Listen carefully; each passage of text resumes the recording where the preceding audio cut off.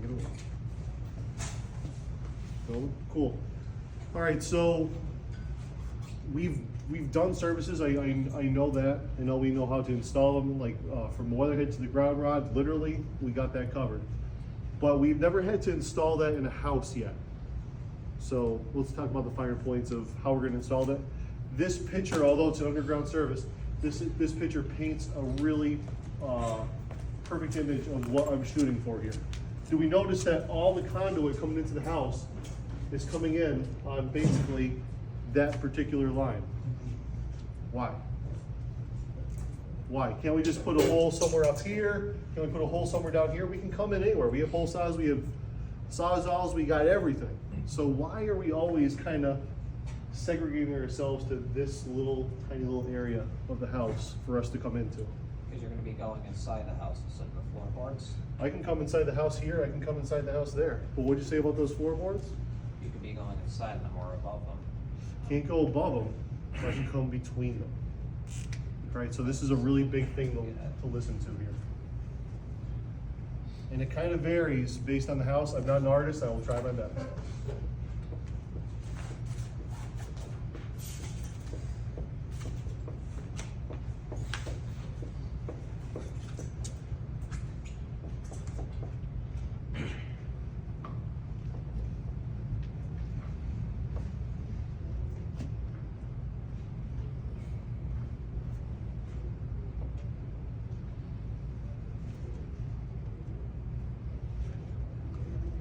Not gonna admit, I'm pretty proud of myself on that. That's not bad for center. That's not bad.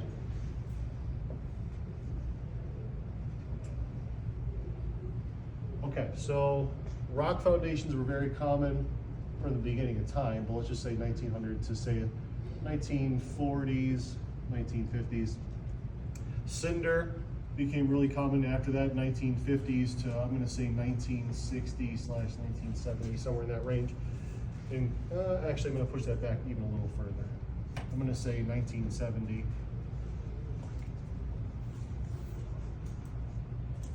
I'm going to say 1970 to 1980. And I'm going to say this is going to be 1980.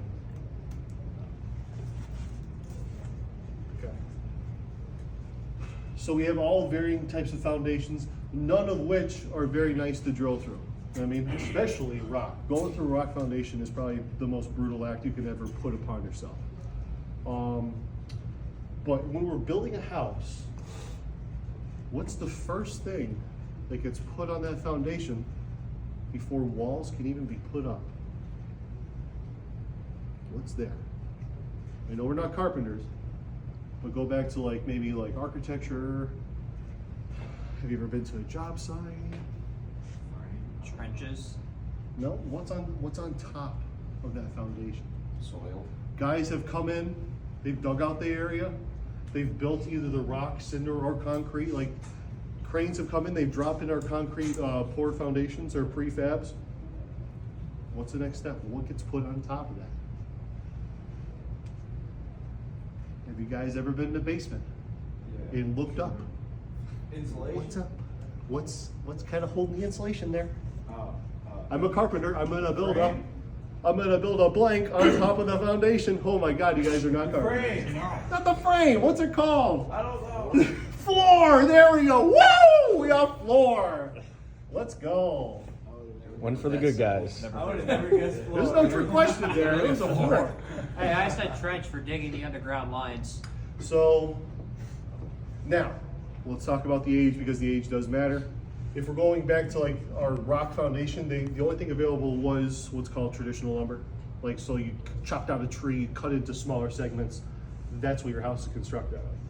So very common to see that floor somewhere between 6 inches, maybe 10, 12 inches at the thickest. If it's a very thick house, very wide open floor plan, it's probably as thick as that will be. Okay? If we're going to be going up to the 50s and 80s, we can probably start off at, I'd say, somewhere about the 8-inch line. That could probably go up to 10, 12 inches as well. But what started to become common here are engineered beams. So has anybody ever seen a beam like this? It's like 2x4 on the top and bottom, of plywood in the middle. Yes. They just started coming out to the market late 80s, I want to say. And that's fine, they're usually about the same thickness, but now what happens is your spacing becomes different. These would be 16 on center. Wouldn't be common to see this style to be 10, 12, or 14 inches on center, depending on that. So now when we're looking at this from the outside, these would be quite wide apart, 16 inches on center. These could potentially be tight. Okay. Now, if we're coming into 1980, that this style of beam is far more common these days than traditional lumber. So once again, these floors can probably be 8 inches thick, but I've seen them go up to 24 inches thick, depending on how wide that floor plan is, depending on what kind of a span you're dealing with. But once again, they could be 10, 12, 14 inches on center, so potentially you can have very tight grouping over here. And why does that all matter? Because on every single one of these, your house is built on top of that floor, by and large, unless you have like double boarding, which is pretty rare to see. So you can't just blow in through your living room like, hey Mark, do you mind if I have a pipe sticking through your dining room here that's heading down to your basement? No, nobody's gonna be happy with that. But conveniently, we have a little area that we can sneak into, and that's where they built the floor. Like I said, that's our 6 to 12 inch window for us to punch into this house. So if you look, this is concrete, they built the floor on top of it, and then the rest of the house on top of that floor. So that's their little window they had to gain access to the basement. Make sense? So, I mean, like, sure, could you drill through that concrete? Absolutely you could. But does anybody have hole saw masonry bits in their truck? Probably not. What's more common is probably a hole saw for wood. Yeah, that's cheap, that's inexpensive, that's 50 bucks. If you want to do that same hole in masonry, you know, you're now talking a $500 drill. You're now talking like $100, $150 just in bits, just for that one hole. And now you're talking a lot of debris and dust. It's tougher to fill that. It's just way harder than doing the option of going through wood. Okay. Now, if you look at the lumber there on the ground, that's just like a somewhat simulation as to how thick that plate can be. The older house you're dealing with, the thicker it probably is. Wow. New construction, you're probably talking 2, perhaps 3 layers. Old construction, who knows? That's crazy. Who knows? So we're gonna be kind of simulating that in lab this week too. But just know that by and large, there's some exceptions. Like, have I seen panel boxes in an upstairs closet that we just LB off and go right into the house? Yeah, I've seen it, but it's pretty rare. This is, I'd say 9/10 of the law, but I'd be lying. This is probably 9.9 tenths of the law. Okay, so normally when we're doing services, that line is always entering on that plate. 99% of the time. So that's why we're doing it. That's your sweet spot. That's what you're looking for. Because this is your jobs. This is your career. So when you're doing residential, you are looking for that sweet little spot underneath the wall above the foundation. Now it's pretty rare. Like normally it's just siding coming over. It looks just the same. This is kind of like a clear indicator like, hey, floor joist right here. You don't usually get that indicator on a house. But you do have an indicator right here, and that's the window. When I walk up to a house, I'm like, there's a basement window right where I need to be. Let's go! It's like me winning a Super Bowl. Why is that? Why am I so thrilled about a freaking window? Because you know that you have access on the other side, right there. Access, I can definitely walk into the basement. I'm not worried about my access to the basement. But what does that give me? You're close. You're banging on the back door of the answer. Did you decide a view? Somewhat, it gives me a frame of reference. You know what I mean? Because I know that I have to drill somewhere in this area. But if that window wasn't there and that siding came all the way down, would I really know where that is? Because 9 times out of 10, that floor joist is going to be sitting basically right on top of that window. And when I go in that basement, I can see clear as day the distance from that floor joist to the window. I can see that.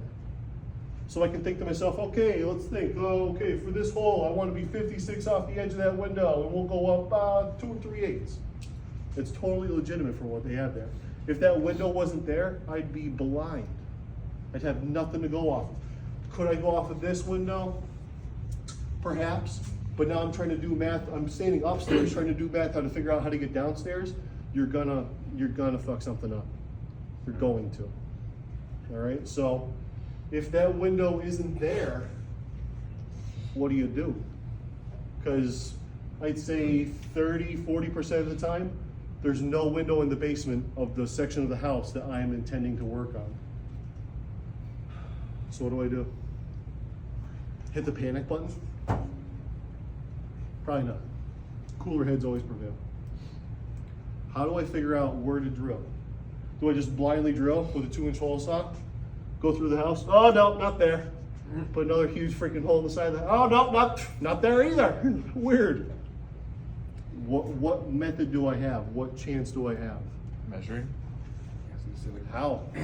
Because the inside of that basement, that dimension is gonna be far different than the outside of the house dimension. So that measuring is right out the window then. Did you get property plans? Perhaps. Or are they gonna have that? Probably not. No way. again, No way. You're kinda limited to the pilot. So this is a pilot bit. They come in all different diameters. This is a 1/4 inch. This is my preferred diameter because the arbor on a hole saw is 1/4 inch. So you're now not trying to chase a hole that's bigger, because if the arbor doesn't have like a tight wall to fit onto, it can be banging around, and that's not easy on a hole saw. So I do prefer a pilot to always be 1/4 inch. This is 18 inches long, kind of short in the pilot game world. You know, I mean, usually it's a 2-footer. I've seen them 3-footers. I've seen 8-foot pilots on a flex line. So that's definitely going to be required. So now I can go down the basement. Now I can pick my ideal bay. I can drill out from the inside out, right in the center of that bay. And what's funny is when I'm done drilling that hole, I'll leave my drill just hanging there. Just drill, hanging off the wall. Because I'll walk outside and I'll see where that pilot bit came out. Now I know exactly, like pinpoint where to drill from the outside in. Because getting that hole saw and a drill up in that bay might be tough. It's gonna be kicking around, it's gonna be a ton of dust, ton of all that shit. Getting this in the center of that bay, not the hardest thing in the world. So then you can come outside and work like a gentleman from the outside in, because now you probably have a bit more room outside. The wind will take some of the sawdust, it's not coming down right in your face. So now you can drill from the outside in. Now, one time I dealt with like a 15 and some odd inch plate. I was drilling from the outside in, and I was trying to meet it from the inside out. Just because I was trying to go through that much material, I only had a 12-inch extension. And the depth of my material was farther than that extension. But luckily, my pilot made it all the way through, so I was able to see where that hole would be on both sides. And then you'd line up like the middle of that with your hole saw, and then you just Yep, punch it yeah, right let me out. show you the hole saw.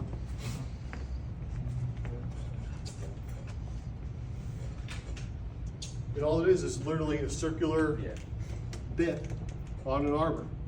And that pilot on that arbor is 1/4 inch as well. So that's just gonna chase through that hole that I just put in there with this pilot. Now, you can look at these things the wrong way and break them. So like when you're going with a pilot, you wanna make sure you're going dead nut straight and nice and slow and smooth. Especially too, because like if you're pushing really hard and when you're going through that lumber and all of a sudden you break loose through that vinyl, you can actually mess up and push that vinyl out. So with a pilot, you always want to go nice and slow and smooth. There's nobody holding a gun against your head trying to get that hole drilled as fast as possible. Like with a pilot, you should definitely go smooth. Same thing with a hole saw. Like if I'm drilling from the outside in, I'll actually put the hole saw in reverse as I go through the vinyl to not grab and tear at it. So I'll kind of just like rub through or burn through the vinyl. And then once I'm through the vinyl, I'll switch into drive and then really go to town on the lumber.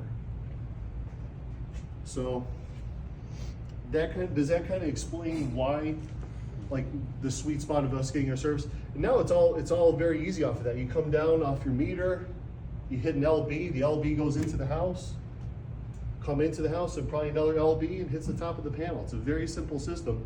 But knowing how to get into the house and why is huge, all right? So let's talk about variances.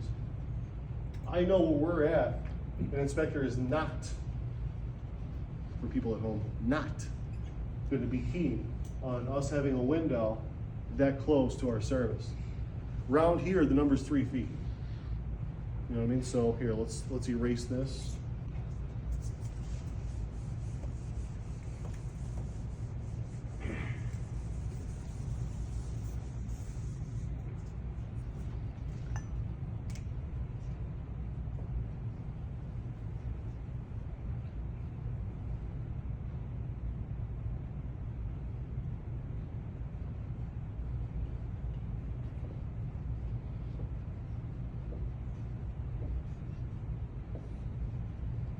Let's say that we want to put our weatherhead there, and our service has to enter in through the house right here, or where we would like to enter in the house is right here. But let's also throw another variable. Let's say there's a gas meter right here. If we have to stay 3 feet away from every window, how in God's green earth are we going to make it up there and stay 3 feet away from these windows when these windows are 5 feet apart? Like the math doesn't end up. We are doomed for failure from the start because of what the code's given us. So if you're between an absolute rock and a hard spot like this, and it usually happens for us probably twice a summer, we know what to do. We know what probably the best route is, but we have to be formal about it. We have to call our inspector and say, hey, you know, we come against a couple obstacles here. The way it sits, it's not going to satisfy code. We have a plan. I just want you to come to the job site, take a look at us, take a look, tell us what you think. So we're gonna say, yo, Bobby, we're thinking about starting here, we're thinking about taking it up here, going over, going up, and up here that keeps us the furthest away from everything, it's the best we can do. And he'll say, okay. Or he'll point blank tell you, this is what I wanna see, blah, blah, blah, blah, blah. That's called a variance. He gave you a variance to the code because the situation was just, there's no way. Like you want to start moving windows, you're gonna have to start editing the house in order for it to pass code. You know what I mean? So in some situations we'll use common sense and you'll get a variance from your inspector. So then that clears you to do whatever you want. Then you could be, if he gives you a variance, you can probably run that pipe over the window. You know what I mean? If you want to take it to that kind of extreme. You know what I mean? Will he ever give you a variance for that? Probably not. You know what I mean? But if you're between rock and a hard spot, if you have like, say like a gas main too close, if you have too many windows in the basement, they will usually provide you with variance. They will more easily give you a variance for window issues and door issues than they will that gas meter. Just stay 3 feet away from that gas meter. Because rarely are you ever gonna get that variance. Ever. Any questions so far? We have like one more really big subject to cover. And that's what these thingamadoobers are. See those things right there? Until I brought it to your attention, probably just looked like 2 couplings. But now we're starting to think they're probably not 2 couplings. There's probably more involved. So what do we think they are? What do you think they are? Is it a slip coupling? Kind of. Frost fitting, frost adapter, frost coupling. Has anybody ever heard of these phrases before?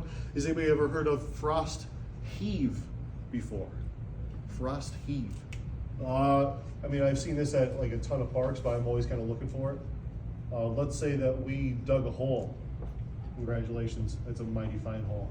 That mighty fine hole is 2 feet down the ground. Awesome, great job.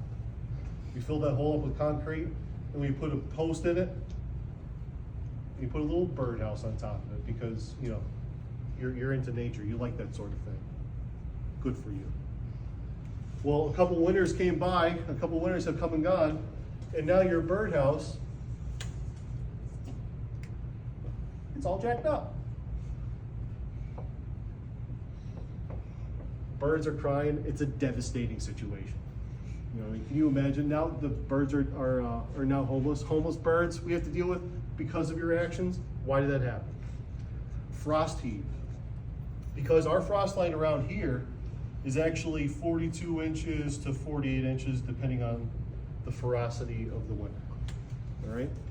And we, as I said before, our ground is always black and rich with organic life, and it's always, you know, like always, by and large, unless we're in a terrible drought situation, it's always very wet. Like you can definitely dig down like 12 inches in that dirt is always sopping wet or fairly moist. When that freezes, we know that water expands ever so slightly, right? But that freeze-thaw cycle could happen once or twice a day. So it's been a couple winters of freeze-thaw, freeze-thaw, freeze-thaw. If that concrete doesn't penetrate below that frost line where it's gonna be continuously stable, it's that freeze-thaw is going to literally lift or heave that concrete out of that hole. Has anybody ever been walking by, like in a park and they see like a park bench that's like really close to the pond, but it looks like there's been so much erosion or like somebody tried ripping that thing out of the ground? It's frost heave. Everybody see like an old row of fences and the fence posts are all crazy. It's not because like it's shitty wood, it's because of frost heave. It's because that post, that wood, that concrete, that whatever keeping it there did not go below that frost line to keep it stable. Now, if it miraculously goes down below that frost line, then you're not gonna have anything heaving and hoeing underneath it to push it up. So that's why we're always trying to go down to frost depth. That's why if you build down in like where my sister's at in Georgia, their frost line is probably like fucking 2 feet. Because like how cold does it get there? It might get below freezing a couple nights, but there's no way it can get down to 48 inches in a couple nights. You need weeks and weeks and months of cold for it to creep down that far. So we do that. So these all they are is a coupling with a little bit of gappage in between. So when the ground rises or falls, it can take that. It's like a little shock absorber for the electrical system. You know, like think of your house, like driving down, like cruising down the street by 6th floor, that's your house. You know, and think of the frost heave being like the potholes in the ground. You know, was that Biggie Smalls? Did I just throw a Biggie Smalls? No, that was easy. That was the okay. All right. But come on. Are you just happy that you threw it out there? I'm pretty proud of myself. I'm pretty proud of myself. I don't have a 64 Impala though. Jacket. Probably because it's a Chevy product and I'll never buy one. But that's a different story for a different day. So, yeah, if you're coming in from your house, like you're accepting or giving off a service from your house, from a shed, from a garage, anything that's literally fixed into the ground that has power coming to or from it, you have to use a frost adapter when you hit the ground. You're not gonna have a problem for a couple of years, maybe even a decade. But eventually, there's going to be a frost heave issue that is either going to rip the pipe right from the fitting or push the pipe through the fitting. Like I've seen boxes almost get like ripped off the house just because of the frost heave is that crazy. Usually it happens on new construction because that ground has been so muddled with by the excavator that like the first winter, the frost heave is like fucking insanity. Yeah, I've seen meter bases like almost like dangling off the house because like, here's the house, the pipe is now coming up and there's like one little screw holding on for dear life that's now keeping that box to the, yeah, it's not a good situation. But if you had that frost adapter there, that would allow it to have some flex for the ground to rise and fall.